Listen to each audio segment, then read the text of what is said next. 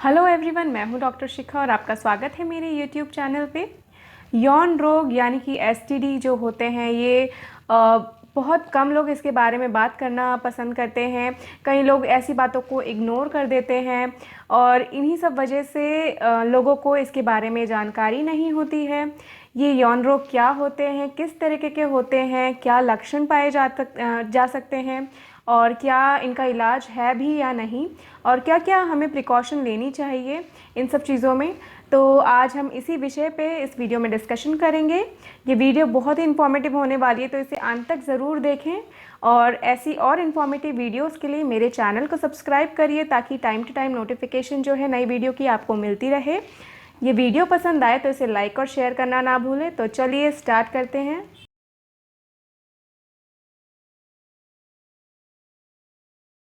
STD यानी कि sexually transmitted disease, इसे एसटीआई के नाम से भी जाना जाता है, जिसका मतलब है सेक्सुअली ट्रांसमिटेड इन्फेक्शन, और वेनेरियल डिजीज़ के नाम से भी इसको जाना जाता है। ये एक ऐसी बीमारी होती है जो कि एक इन्फेक्टेड पर्सन से दूसरे पर्सन में फैलता है थ्रू फिज़िकल सेक्सुअल कॉन्टैक्ट। और ये कांटेक्ट जो है ये एनल कांटेक्ट और ओरल कांटेक्ट या फिर वजाइनल कांटेक्ट हो सकता है। और इसके लिए ज़रूरी नहीं है वजाइनल ओरल सेक्सुअल कांटेक्ट का होना। इनफैक्ट ये इंटीमेट स्किन टू स्किन के कांटेक्ट से भी फैल सकता है। इसके अलावा अगर आप सेम नीडल शेयर कर रहे हैं इन्फेक्टेड पर्सन के साथ, या फिर अगर आप ब्रेस्ट फीड करवा रहे हैं बच्चे को, तो ये इन्फेक्टेड माँ से बच्चे में भी फैल सकता है। 20 से ज़्यादा एसटीडी जो हैं ये देखे जाते हैं और ये मेल्स और फीमेल्स मतलब कि आदमी और औरतों दोनों में पाए जाते हैं, पर औरतों में इनके जो सिम्टम्स होते हैं वो थोड़े वर्स कंडीशन में पाए जाते हैं। अब बात करते हैं इसके लक्षण की, क्या क्या सिम्टम्स इसमें देखे जाते हैं। इसमें वेजाइनल डिस्चार्ज या फिर पेनिस डिस्चार्ज जो है वो देखे जा सकते हैं, जो कि कर्डी वाइट या फिर येलो या फिर ग्रीनिश टाइप का आपको दिखाई देगा। इन वेजाइनल डिस्चार्जेस से बहुत ही गंदी बदबू आती है, जैसे फिशी ऑडर बोल सकते हैं, इस तरह की स्मेल आती है। जो प्राइवेट पार्ट्स होते हैं, जो जेनाइटल एरिया होते हैं, वहाँ पर सोर्स, छाले जैसी दिक्कतें देखने को मिलती हैं। इसके साथ साथ मुंह के आसपास या मुंह के अंदर गले में छोटे छोटे छाले जो हैं वो इस केस में हो सकते हैं, एसटीडी के केस में। इसके साथ साथ जेनाइटल वॉर्ड्स की जो दिक्कत है वो भी इसमें हो सकती है। पेट में या ज़्यादातर लोअर एब्डोमेन में पेन देखा जा सकता है और कई केसेस में इन्फेक्शन की वजह से फीवर भी आ सकता है। इन्फेक्शन के सिम्टम्स जो हैं वो सेक्सुअल कांटेक्ट के कुछ दिन या हफ्तों के बाद दिखाई देना शुरू हो जाता है और कई केसेस में सिम्टम्स जो हैं वो दिखते भी नहीं हैं। और जो लोग हाई रिस्क में होते हैं इन सब चीज़ों के, वो या तो ज़्यादा स्मोकिंग करते हैं या फिर उनकी जो इम्यूनिटी है वो किसी तरह डिस्टर्ब रहती है, कम होती है, तो वो लोग ज़्यादा हाई रिस्क में होते हैं।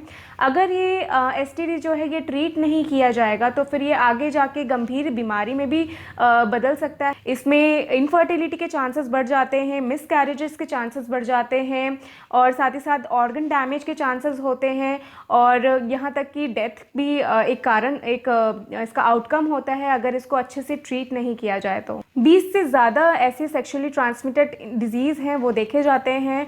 कुछ कॉमन डिजीज़ के बारे में मैं इस वीडियो में आपको बताऊंगी। तो सबसे पहले आता है क्लेमाइडिया। क्लेमाइडिया एक बैक्टीरियल इन्फेक्शन होता है जिसमें कि वेजाइनल या पेनिस जो डिस्चार्ज है वो देखा जा सकता है। इसके साथ साथ इंटरकोर्स के टाइम पे पेनफुल इंटरकोर्स हो सकता है।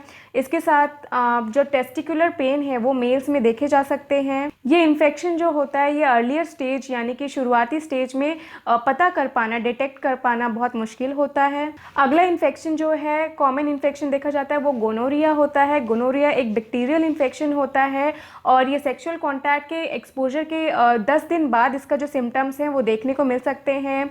इसमें जो सिम्टम्स होते हैं वो होता है कि इसमें वेजाइनल या पेनिस जो डिस्चार्ज होता है वो वाइट, क्लाउडी, ब्लडी हो सकता है। इसके साथ साथ जो टेस्टिस हैं मेल्स में उसमें स्वेलिंग होगी, उसमें सूजन होगी और जो मोशन पास करते टाइम इन लोगों को दिक्कत हो सकती है।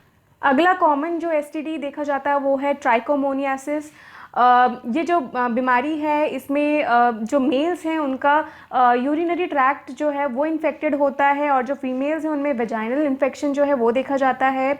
यूरिनेशन जो होती है वो बहुत ज़्यादा पेनफुल होती है।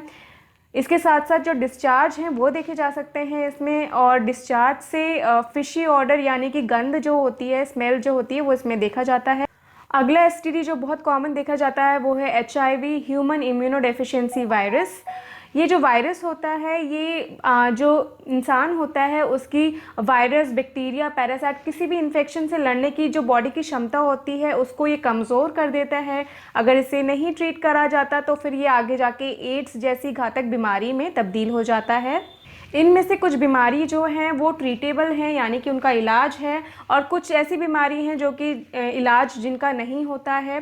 तो जैसे कि बीमारी हो गई ट्राइकोमोनियासिस, क्लैमाइडिया और सिफिलिस, गोनोरिया, इन सब का ट्रीटमेंट जो है वो अवेलेबल है और ये ट्रीटेबल हैं। और जो HIV या HPV या फिर हर्पीस जैसे केसेस होते हैं इनका जो ट्रीटमेंट है वो अवेलेबल नहीं है, बट हाँ इनके अगर जल्दी डायग्नोसिस हो जाए, इन्फेक्शन का अगर जल्दी डिटेक्शन हो जाए तो फिर सिम्टम्स जो हैं उसमें रिलीफ मिल सकता है। अब बात करते हैं कि इसकी प्रिवेंशन के लिए, इससे बचाव के लिए हम क्या कर सकते हैं। तो सबसे पहले अगर आपके पार्टनर या आपको ये इन्फेक्शन है तो फिर इसका तुरंत जाके आप इलाज करवाइए, आपस में बात करिए और डॉक्टर से जाके इसकी सलाह लीजिए। और फ़िलहाल के लिए सेक्सुअल इंटरकोर्स जो है वो अवॉइड करिए।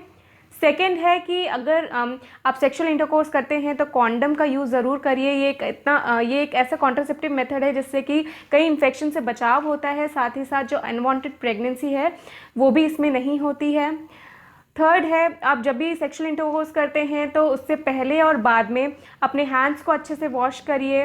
इसके साथ पहले और बाद में यूरिनेशन करिए, यूरिन पास करिए, इससे जो UTI का खतरा होता है वो भी कम हो जाता है। अपने प्राइवेट पार्ट के हाइजीन को मेंटेन करके रखिए। और वैक्सीनेशंस जो हैं वो अवेलेबल हैं, जैसे कि HPV, hepatitis A, hepatitis B, ये सारे वैक्सीन्स जो हैं आप डॉक्टर की सलाह पे लगवा सकते हैं। और एक बात ज़रूर याद रखिए कि जो कॉन्ट्रासेप्टिव पिल्स होते हैं या फिर कॉपर टी हो गए, इन सब चीज़ों से STD से आपको कोई बचाव नहीं मिलता है। तो इन्हीं सब चीज़ों का ध्यान रख के आप अपने आप को या अपने पार्टनर को इससे बचा सकते हैं। ऐसी जो जानकारी है ये समाज में इसके प्रति जागरूकता फैलाना बहुत ज़रूरी है। इस वीडियो में इतना ही। मिलती हूँ आपसे अगली वीडियो में और इन्फॉर्मेटिव कंटेंट के साथ। Till then good bye, stay healthy, stay aware.